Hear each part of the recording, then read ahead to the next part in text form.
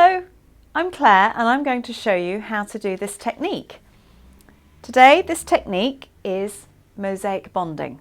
Well, that's my name for it, but it's chopped up bits of fabric that are bonded to a backing fabric and then stitched over, and you get this lovely effect where it really sort of smudges the fabric. So I'm actually going to show you how to do that today. So what you need is a piece of Bondaweb, and I've got a 2-inch square piece here, and I'm going to iron it to a piece of medium weight calico, but of course you can iron it to whatever fabric you want to. So with Bondaweb, always remember rough side down. So as I feel that, that's the rough side, I'm going to place that on top of my calico and iron it. Now I know it has a paper backing, but I don't want any accidents and I don't want the back of my iron to be dirty. So I'm going to place a piece of baking parchment over the top, and with a hot dry iron, give it a firm wiggle and lift it up.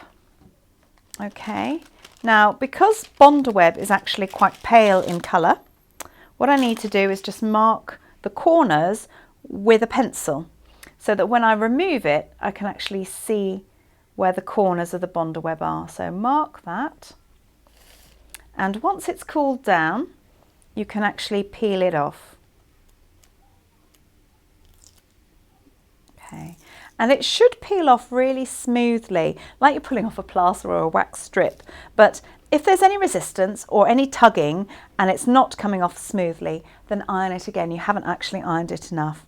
So lift that off. I see that's not ironed properly, there's a bit of tugging. So I'm just going to place my baking parchment over the top and just iron that bit there. I was obviously a little bit hasty in doing that. So let it cool down a little bit and then it should just peel off. There we go, and it's all nice and smooth. Now what I've done, I've cut some strips of Dupion silk.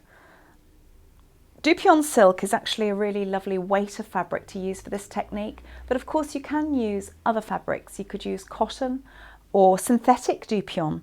Anything too fine, when you iron it down on the Bondaweb, the little specks of glue from the Bondaweb will come through your fabric. So I just quite like something substantial, a nice weight.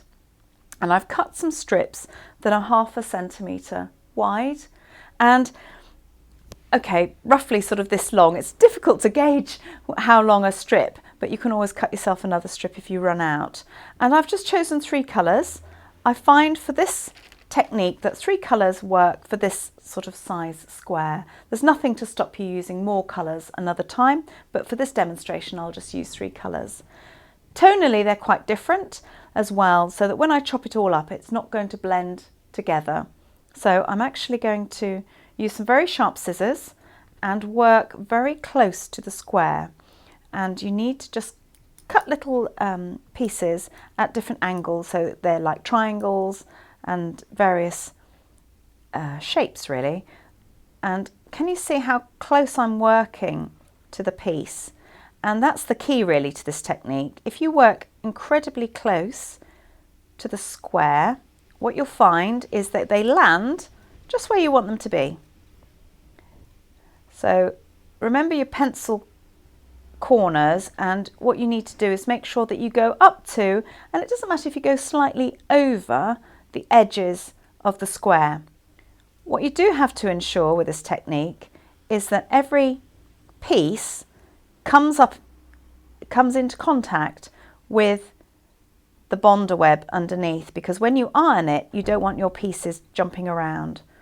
So I'm working my way, and what you're trying to gauge is how to cover this square by 1/3. It's very tempting to put too much on actually. So what I'm actually going to do is, oops, that's just flicked over. People do say to me, wouldn't it be quicker to actually chop all the pieces and then place them? Well, I find that they all stick together that way, so I actually like to chop as I need them. So I'm going to go on with my second colour. Now if I do need to add any of my first colour, I can always come back. It's not the end of the world if I add a bit more at the end. So my next colour, I'm going to add this one. When you've got quite a long piece, just pop it in your hand like that so that you're not trailing it and knocking all the bits that you've just chopped. So just cut these bits, and I'm still working really close to my piece of work, and that way hopefully they'll land where I want them to go. Oops.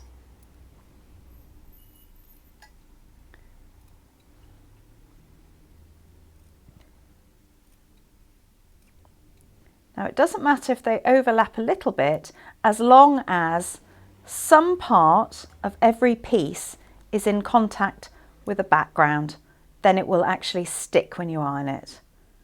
Oops, a little bit lively, just need to knock that. It's handy to have some tweezers handy as well. Whoops, there we go.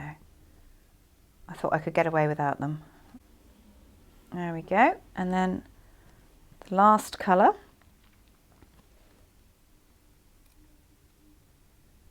Oops. Now there may be some little gaps of calico visible, and that's okay, because what you can do is when you stitch it, you can actually stitch over those so they won't remain plain bits of calico. It's a good way of experimenting with colour as well, using colours that you're not sure if they work well together. And if you do like the combinations that you use, it's a good idea just to keep a little record in a notebook. Nearly there.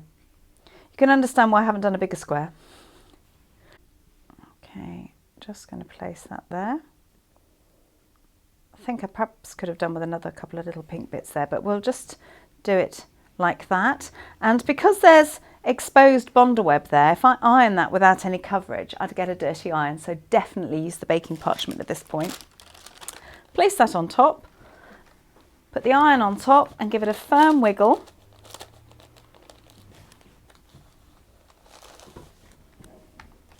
And there we are, we're all ironed and ready to sew it. Right, so here's my piece of mosaic bonding ready to be stitched, and I need to put it in a hoop because it's a single layer of fabric, and if I went to machine embroider that without putting it in a hoop, it would actually go everywhere. So I'm actually going to use a good old-fashioned embroidery hoop, and I'm going to slacken the screw. Oops, going the wrong way. There we go. And take the inner hoop out, pop the outer hoop underneath, pop the inner hoop in, and push that inner hoop down. Hang on to the inner hoop and just pull it up nice and tight, because what you're trying to do is actually create a canvas nice and tight. So I'm just pulling it upright. I find that if I actually pull my fabric up at right angles, the inner hoop doesn't pop out. And then when I'm done, just make sure it's really tight by checking the screw. And there we are. Ready to free machine embroider. Right, so we're going to machine embroider on the Janome 230 DC. And there will be a link in the description. So if you want some more information about this lovely machine, you'll be able to pick up information there. So I've prepared it for free motion embroidery. So we've got this great table that comes with the machine. And before I put that on, I've actually dropped the teeth or lowered the feed dogs. And on this particular machine, there's a little slide underneath here, and you just slide that across and the teeth drop down. What I've also popped on here is the free machine embroidery foot. I haven't got the open-toed one this time, but it's clear, and so you can see what you're doing, and I've attached that to the machine. The thread that we're using today, I'm going to use Madeira thread, and the type that it is 9842, and they have some beautiful colours. Let me just show you some of the colours in here. So we've got lovely golds and greens, but I particularly like that colour. Look at that. Oh no, hang on, wrong one. This one. Look at that. That's just delicious. Anyway, I thought we'd go with a turquoise. For this particular sample, I quite like using one of the colours that I've used as my chopped up bit of fabric. And I know it's a different blue, but I thought turquoise would really stand out. So I have threaded that up as normal. I haven't touched my tension, and the thread that I've got in the bobbin is a bobbin fill, and the weight of the bobbin fill that I'm using today is 60, and it's a polyester bobbin fill. My needle is a size 80, and I find that actual combination does work for me. When you do free machine embroider with metallic thread, you do just need to be careful of your speed. I do think sometimes when we set off initially, we have no fear and we go a little bit fast.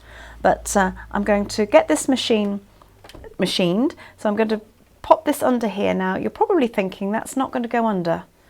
But on this machine, if you put your hand under the presser foot lever, push it up again, it's got what we call a double lift, and that just slides under. And you'll be surprised at how many machines have got that feature, and perhaps you don't realise it. So with machine embroidery, I always like to bring the bobbin thread up before I start. So I pop my needle in using this button and bring it back up again and pull my bobbin thread. And if you can't quite see what you're doing, you can just move it forwards so that you can pull up your bobbin thread. I know because it's bobbin fill, it's a different colour and you can't quite see it against the calico. Line it back up, pop your needle back in, and then you're ready to lower the presser foot and off we go. So the idea of this technique is just to do a few stitches so that you're stitching down the bits of fabric that aren't stuck down with a Bonder web. So we don't want frantic stitching, we don't want to cover it all up. We spent ages doing that lovely chopping, and I'm just gently working my way down the piece. Now when you come to a bit of calico that's exposed with no fabric on it, then you can just do a little bit of stitching on it. So I'm just making my way down, and I'm just going to do a little bit of wiggling there, and then I'm going to work my way backwards.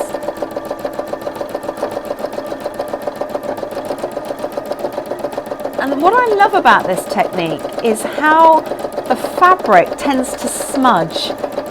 It's just lovely as you go through it, because the pieces are quite small. When you start stitching through it, they smudge together, and it reminds me really of pastels, oil pastels, when you do an oil pastel picture. So I'm just steadily sewing, and I'm not doing too much sewing, just going from side to side.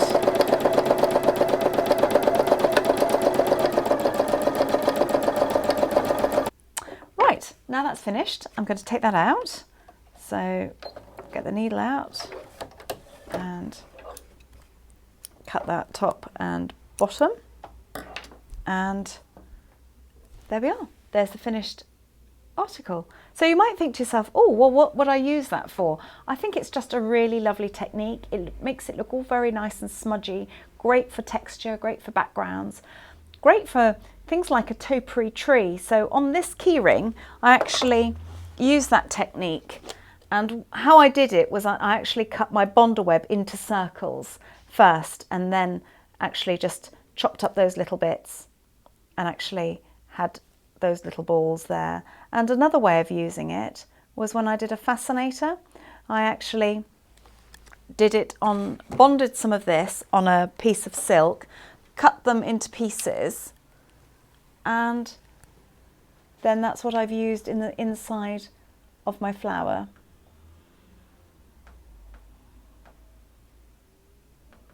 So it's really quite versatile. So it'd be interesting to just have a play, have a go, see what you think. If you like this video, then please give us the thumbs up and subscribe so that you don't miss any more videos. And I'll see you soon.